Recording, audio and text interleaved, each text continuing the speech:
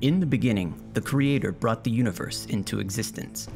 At that very moment, the Dark One, the godlike manifestation of all evil, was imprisoned outside the universe, outside the pattern, outside of time itself. At the moment of creation, the wheel begins to turn, and from his eternal prison, the Dark One seeded a plan to escape and break the wheel for good. The world of the Wheel of Time has an interesting history, which plays a very important role in the books. Due to the universe being based on Eastern belief systems, time isn't linear like our Western tradition tells us. Instead, it is a wheel. With each spoke being an age, and one that is in perpetual rotation, where entire ages repeat themselves ad infinitum, 7 ages in total, before the cycle begins anew. And so, history repeating itself isn't just a metaphor or some vague scholarly concept. It's simple reality.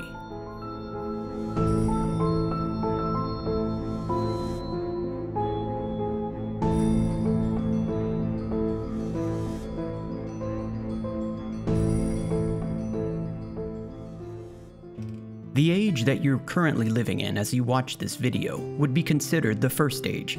In fact, the world of the Wheel of Time is the same world that we live in, ostensibly in some alternate reality, though the books take place far, far in the future, or the past, depending on your perspective. Much of that history of the First Age was lost by the time of the books, which take place in the Third. However, we do know a few things. We know that at some point in this First Age, many things from our reality also occurred in this world. Humans traveled to the moon. America and Russia in their Cold War still occurred. And even certain companies we would recognize existed then, such as Mercedes-Benz. In all likelihood, our histories would match up completely if compared. One interesting question to ask is, how long exactly was the First Age? It would be reasonable to assume that Earth is roughly the same age in that universe, which would imply the universe itself is the same age, approximately 13.7 billion years old. So, was the First Age all those billions of years, while the rest merely thousands? Something to ponder. Very early on in the turning of the wheel, perhaps in the First Age, men began to speak and hunt with wolves. They were known as wolf brothers. These individuals could exchange images and feelings over vast distances between themselves and their wolf brethren. They held great control of and could freely visit an alternate plane of existence known to them as the Wolf Dream, and to others as Frvn-art. At some point, however, perhaps as humanity pressed on into the civilized era, this kinship and knowledge was lost to the greater whole of humanity, though some exceedingly rare individuals were still born with this ability.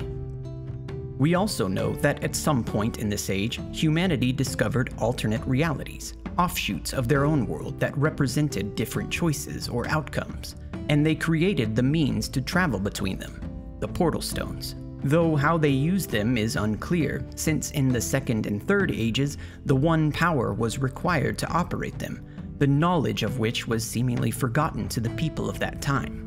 The only thing we really know about their creation was that the creators knew, quote, the numbers of chaos, which could be a reference to a number of things such as quantum mechanics, chaos theory, many worlds theory, or perhaps something else entirely.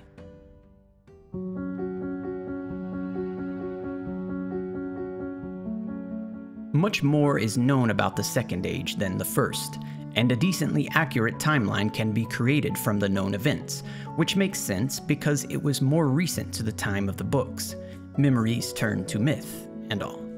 It can safely be assumed, though there isn't concrete proof, that it was the discovery of channeling that marked the transition between the First and Second Ages, a much happier occurrence than the transition between the ages to follow.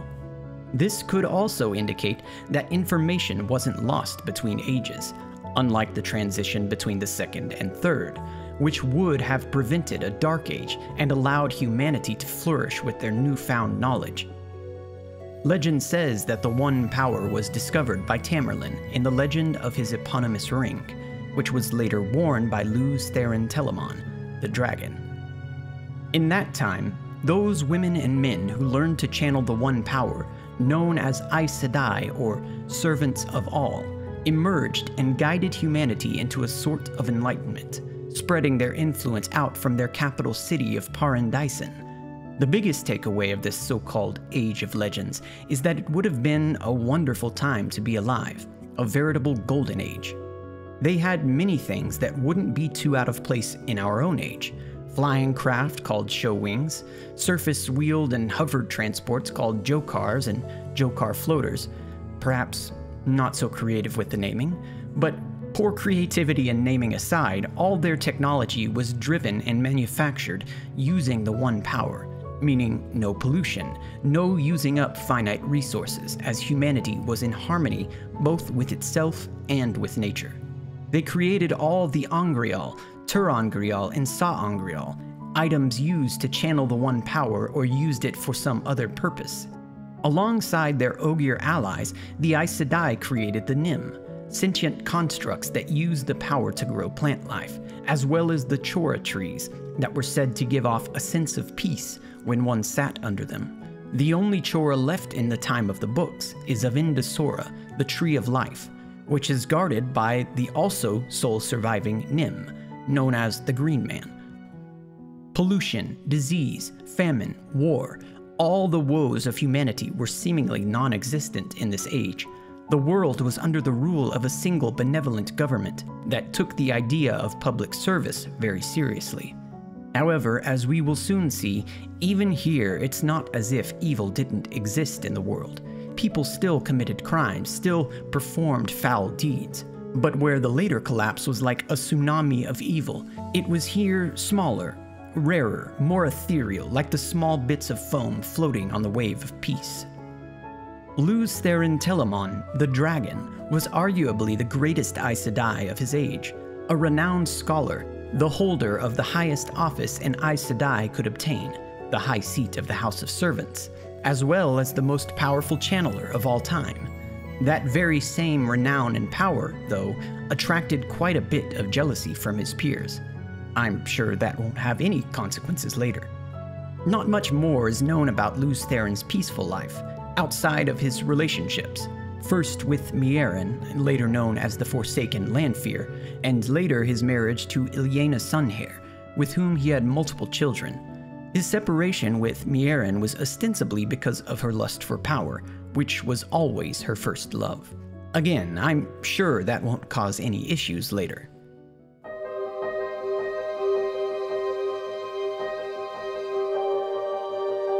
In the century before the breaking, Aes Sedai research scientists at Columdon University, led by Bidomon, a genius male Aes Sedai, and Moiraine, or Lanfear, uncovered a seemingly whole source of the one power, not split between the male and the female halves as it was ever previous and ever since.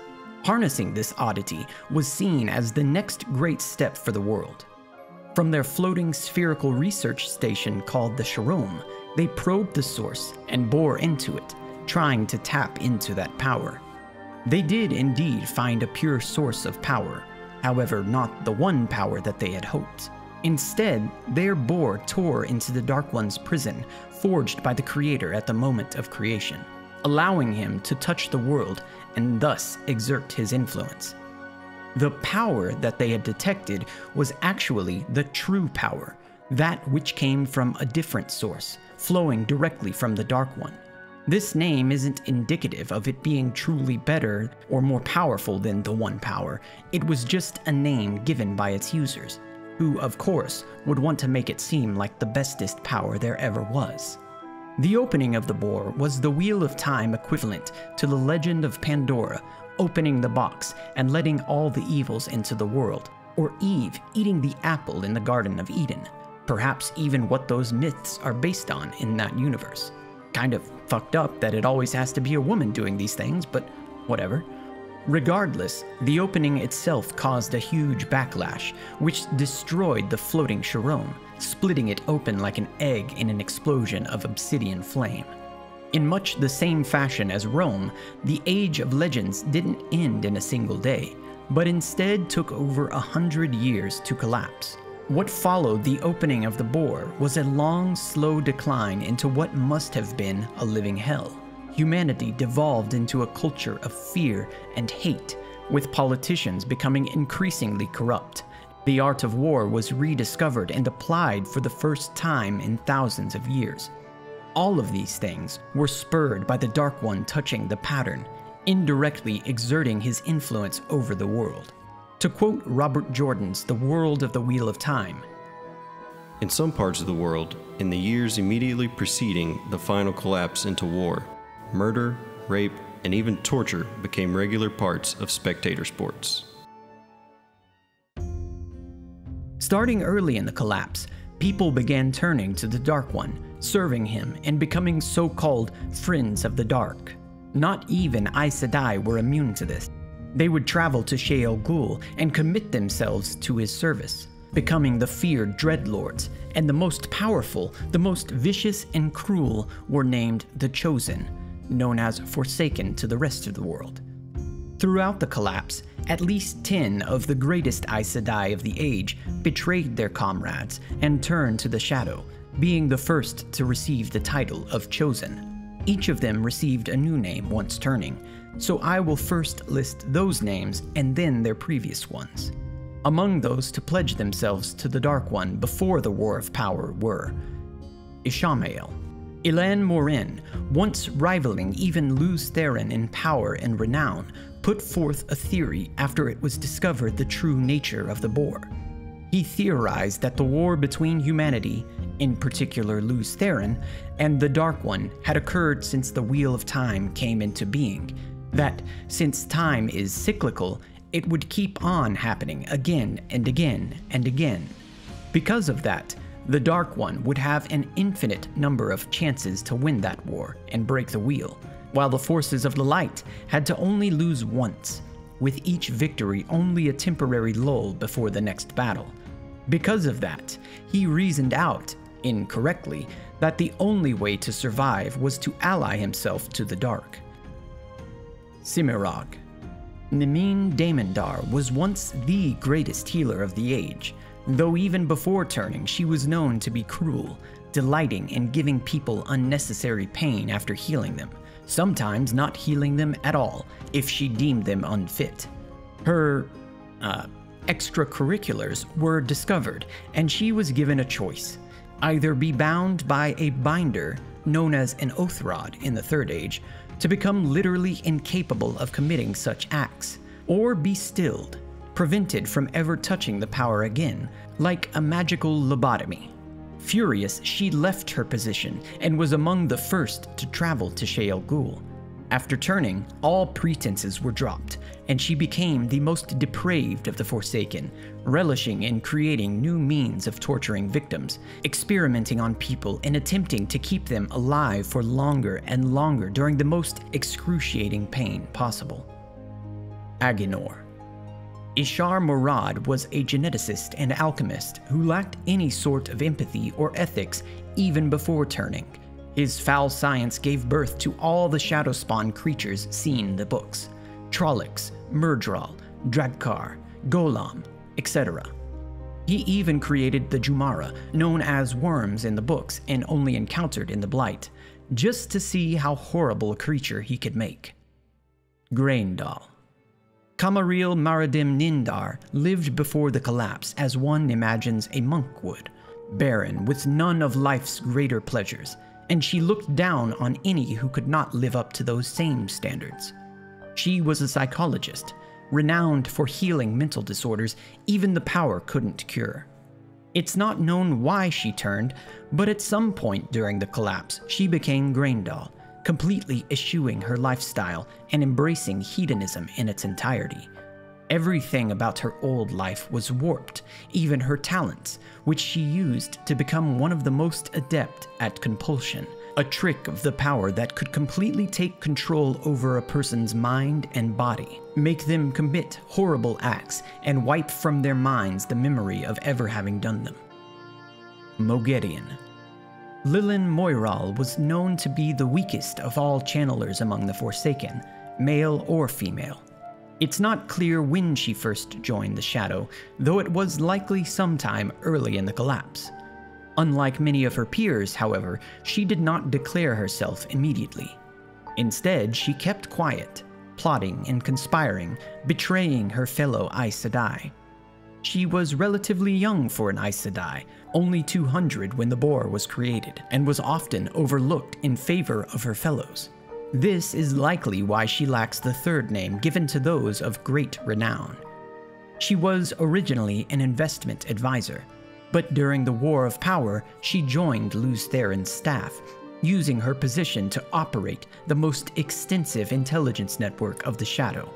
She once plotted to take Lews Therin down, but was stopped by Birgitte Silverbow, a hero of the Horn of Valir, leading her to swear revenge on the woman. When finally revealed as a double agent, she was given the name Moghedien, the name of a small spider in that age. Lanfear. Moiraine Aroniel was known to be both as beautiful and as strong in the power as it was possible for a woman to be. Despite that, she was not as renowned as some of the other Forsaken, perhaps because her lust for power steered her away from public service. However, after the boar was created, she did not immediately commit herself to the service of the Dark One.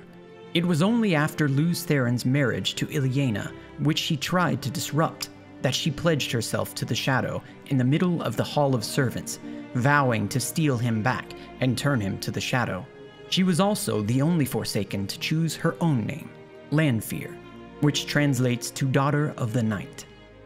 Additionally, she is one of the most adept in Tel'aran'rhiod, though Moghedien might have a word to say about that. Side note, I've read multiple conflicting reports on who was the first Forsaken to pledge themselves, some saying Ishamael, some Cimerog, and some Lanfear. Either way, it isn't super clear, so I left their order vague here, as only the broad strokes are definite. Balthamel. Ival Raman was said to have a bad temper, which nearly caused him to be bound by an oath rod to prevent him from using the power for violence. Because of this and his other diversions, he was also easily swayed to the Shadow before the War of Power. Not much more is known about him other than that he ran an intelligence network for the Shadow, and that he devised and created human breeding camps meant to act as cattle farms to feed the Trolloc armies. Ravine. Ered Mosenel was another mysterious figure. Very little is known about him before committing to the Dark One's service, though just like with Lanfear, Moghedien, and Messana, the lack of his third name tells us he wasn't a particularly distinguished Aes Sedai. Apparently, he preferred diplomacy to outright conflict and was a master of compulsion, choosing subtler means of subjugation. He was also said to be about on par with Lews Therin in terms of channeling strength, but that's basically it. Asmodean. Joar Adam Nesosine was the weakest of the male Forsaken. Born to an Aes Sedai mother, he showed early promise as a composer and performer of music, which is presumably what earned him his third name. Apparently, though, he never fulfilled that promise, and so became envious of his contemporary musicians. He was lured to the Shadow by the prospect of immortality, giving him an eternity to perfect his music. After turning, he was given governorship of multiple regions of the Shadow, and while not particularly cruel like some of his peers, he did have a single petty law. Any musician that created music before the war that he didn't like would be maimed in some way, preventing them from practicing their art. Messana. Sain Tarasind was a fairly undistinguished teacher during the Age of Legends, labeled as an unsuitable candidate for research at Column Dawn. Like some of her peers, this is likely why she never earned the third name. This apparent slight was what eventually drove her to the Shadow. Even as a Forsaken, though, she was the very picture of mediocrity, an adequate, if not great, general and researcher. However, she was apparently an atrocious ruler, setting up schools in the regions she ruled that forced students to praise the Dark One, punishing slow learning with death, encouraging bullying, among other things. Messana's children, as they were eventually called, became a force of their own, hunting down scholars and destroying museums and totems of learning. The last three Forsaken eventually swore themselves to the Shadow later, once the forces of light and dark were engaged in a brutal war, so we will cover them chronologically when their time comes.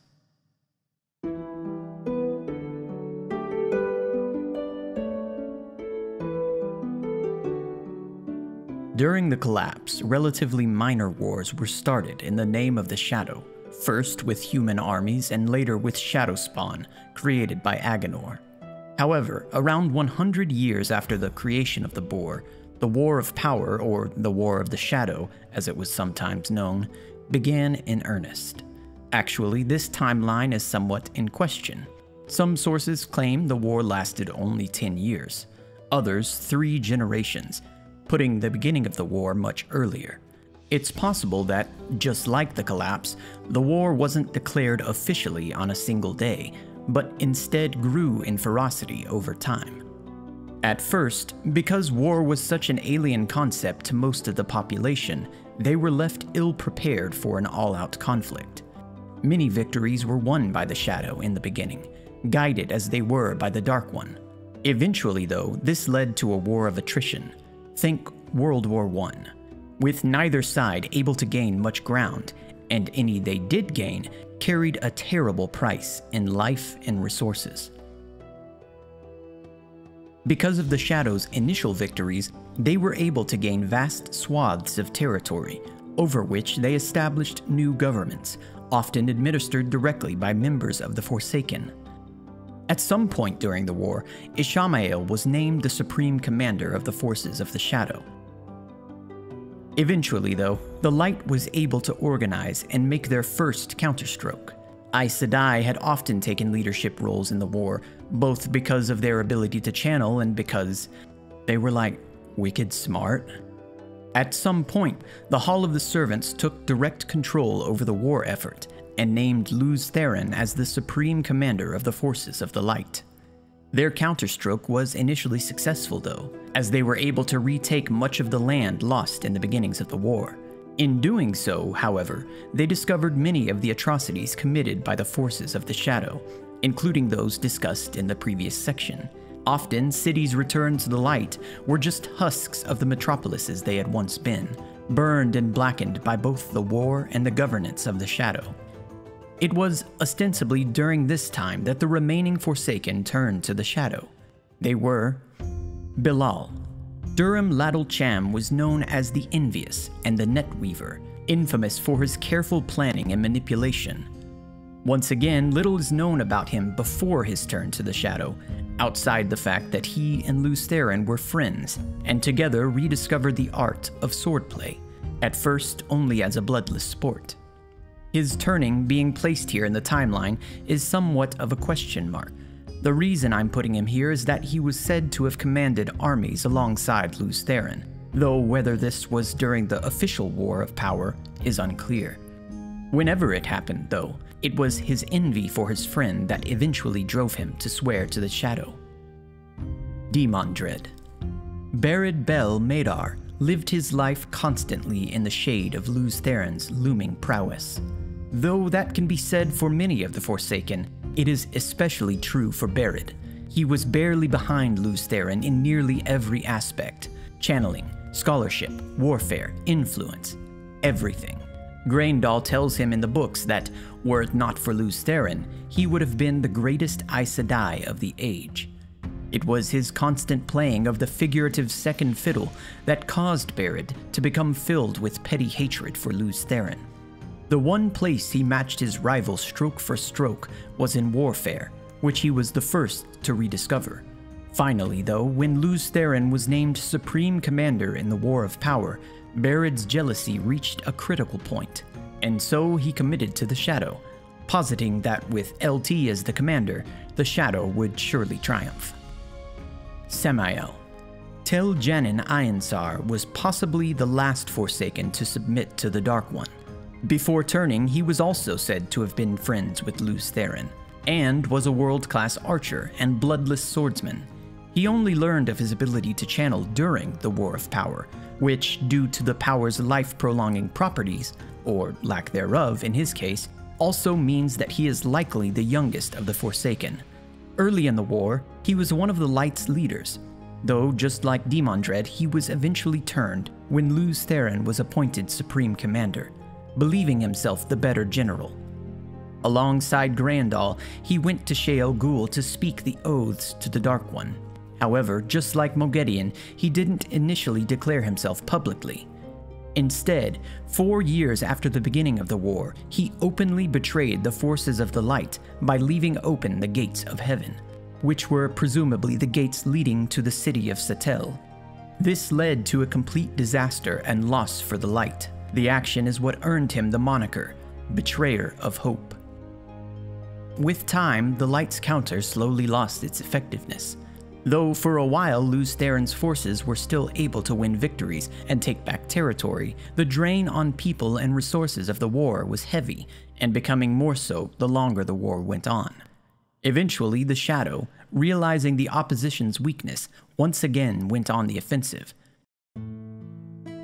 With more and more citizens and Aes Sedai alike allying themselves to the Shadow, low morale on the side of the Light, and the ability of the Dark One's forces to literally manufacture Trollocs and other Shadow spawn, many organizations on the side of the Light began requesting that the leadership sue for peace with the Forsaken. However, it was later revealed that virtually every single one of these organizations were in some way aiding the other side. Finally, the bottom fell out, and the Light began to succumb to the Shadow. Perhaps it was because the Light had to care for its populace, the land, and everything in between, while the Shadow was completely content with doing their own rendition of Sherman's March, murdering the populace for good measure to avoid having to feed and house them. Perhaps it was that the Light's forces had little in the way of established, strict hierarchies, and was just overall less well organized. Whatever the reason, it was within these closing jaws of defeat that Lews Therin hatched a plan.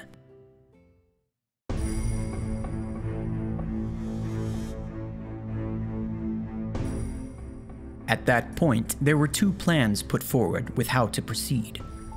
The first was to construct and utilize the two greatest Sa-angreal ever conceived, the Choedan Kal. These were enormous statues, one female and one male, each holding an orb and accessed by the use of smaller ter'angreal keys. Lanfear once claimed that their use together could rival the Creator in terms of pure power. They were, at least in theory, strong enough to destroy the world. The plan was to simply use these powerful tools to completely annihilate the Shadow's armies and create a second prison around the Dark One, encasing all of Shael Ghul itself. However, it was feared that anyone using that much of the power would be too dangerous. Not only that, but apparently the bore had been slowly widening over the course of the collapse and the following war, so the Hall also feared that the plan simply wouldn't work, that it would backfire and allow the Dark One to break open the prison and escape totally, dooming the world in the process. The second plan was from Lews Therin himself.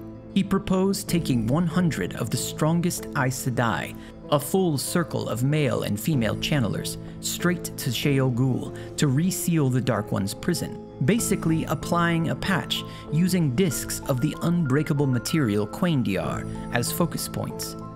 However, once again, there were fears that if the seals were at all misplaced, the plan could potentially backfire and release the Dark One from his prison. The Hall was divided between these two plans, yet one female Aes Sedai, Latra Posey de Koum, believed that the first was less risky, and so took it upon herself to make a pact with all the female Aes Sedai, vowing to not aid Lews Therin should he attempt his strategy. This fateful concord, as it was called, was the final nail in the coffin for the Second Age, though it would be time before anyone realized it. At that point, Lews Therin's plan was doomed to failure because it required both men and women to successfully complete, just as all the greatest triumphs of the age used both. Thus, the Hall became polarized along the lines of gender and their two ideas. Officially, the first plan was accepted by the Hall. Construction of the Choedan Call moved forward. However, during this time, Samael and the forces of the Shadow took the regions where the two angreal were being constructed, totally wiping out any chance of using them. Once again, Lews Therin pushed forward his plan to reseal the bore, during which time forces under Samael, Demondred, and Belal mounted an enormous three-pronged offensive operation. It was speculated by members of the Hall that these offensives were spurred by the Shadow's attempts to gain access to the Choedan Call, though it seems in retrospect that was not the case. Either way, Samael never learned how to operate them, and they were never used by either side during the war. Divided between these three fronts, pushed to the absolute brink, Lews Therin finally made the decision to execute his plan without the female Aes Sedai's aid and without the permission of the Hall. He traveled directly to Shayol Ghul with a 10,000-strong honor guard, as well as his so-called 100 companions, 100 young and powerful male channelers, all dedicated to his plan. There aren't many details of what followed, but here is what we do know. First, the plan was successful. Despite not having any female Aes Sedai present, the male channelers were able to precisely place the seals on the prison and avoid releasing the Dark One as many had feared.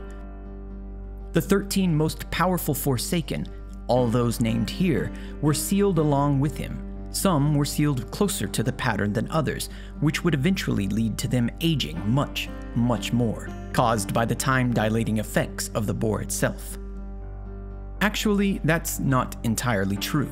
The one exception was Ishamael, who was somehow only partially sealed away. Because of this, he was able to re-emerge from the prison once every 1,000 years or so to wreak havoc on the world. The Trolloc Wars and Artur Hawkwing's descent into paranoia, causing him to despise all Aes Sedai and later attacking Tar Valon, are the two known consequences of this, each of which had drastic consequences for the centuries to come. Other than the fate of the Dark One and the Forsaken, it's known that nearly the entirety of the force Lews Therin brought with him to Shayol Ghul was wiped out before the end. Every last of the 10,000 soldiers were killed there, and only 68 of the 100 Aes Sedai escaped with their lives. Most likely. Again, details are scarce. Worst of all, in the process of resealing the prison, the channelers were forced to touch saidin, the male half of the power, directly against the Dark One, causing saidin to become tainted with the Dark One's influence. The effect of this taint would be felt for thousands of years to come. The 68 male Aes Sedai that survived went mad right then and there due to the taint and their proximity to the Dark One's prison. I'm sure this won't have any consequences later. Oh.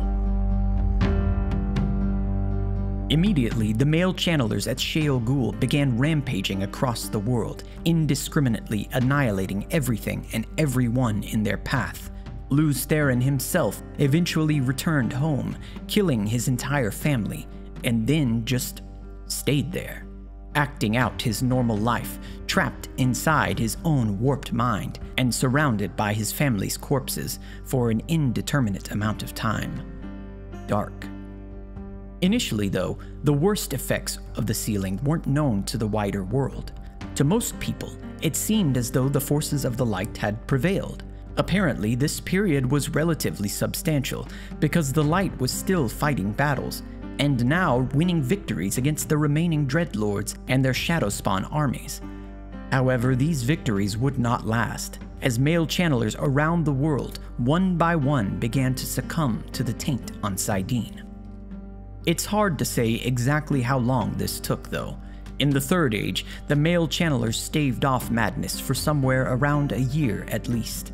However, it might not have taken this long during the War of Power, since male channelers were using the power more regularly in battle, oblivious to the potential madness, so the effect could have been accelerated. Additionally, the taint on saidin affects different channelers differently, some succumbing quicker than others. However long it took, they all eventually went mad. despite all efforts by the female Aes Sedai to prevent or slow the taint's effect. Some prolonged their sanity by escaping into the Ogier steadings, where they couldn't touch the power, or therefore the taint. There they built the ways as a gift to the Ogier for letting them stay. However, even this didn't last. The Mad Channelers seemingly universally wanted only one thing: to destroy. The destruction they wreaked was so cataclysmic that it's a wonder anyone survived at all. Earth's crust shifted due to the sheer violence of their power, and its surface was completely changed to such a degree that maps of the world were no longer accurate. This invariably led to titanic earthquakes and erupting volcanoes all across the world, spewing incalculable amounts of ash into the atmosphere and destroying what little remained of the once great cities of the Age of Legends. Many people died, and civilization as a whole simply ceased to exist during this time. The entire breaking lasted years, yet through all of that, some people did indeed survive. The Aiel in particular migrated across the continent and eventually settled across the Dragonwall mountain range in the waste, an unforgivably bare desert. They had once been called the People of the Dragon, a completely pacifist people dedicated to the service of others during the Age of Legends. However, even they were split by the breaking, separating into 3 different factions. During the war and the breaking, some Aes Sedai began recording foretellings obtained through the use of the power, which would later be compiled into the Koreathon cycle, a prophecy which spoke of the rebirth of the dragon and his eventual victory over the Dark One in the last battle. Slowly, very slowly, civilization began to pick itself back up from the rubble. Nations emerged, commerce was established, and a sense of normalcy was attained. Yet, the past was never forgotten by the survivors, the female Aes Sedai in particular. They captured and gentled, or killed, the surviving male channelers and any who would be born in the times to follow. They established their own hall, which would eventually be housed in the White Tower, making it a safe place for women to learn the ways of the Aes Sedai. Everything returned to a sort of normalcy, though the Age of Legends was irrevocably lost. Instead, in its place, began the Third Age. It was not the beginning. There are neither beginnings nor endings to the turning of the Wheel of Time, but it was a beginning. But that, friends, is another story for another time. I'm planning on making a part 2 to this, which will cover the Third Age all the way up to the beginning of the books. So, if you enjoyed this video, please give it a like, subscribe, share it with your friends, do all the things. And if you're feeling generous, please consider donating to my Patreon. To all those who have already donated, thank you very much for your continued support. Until next time.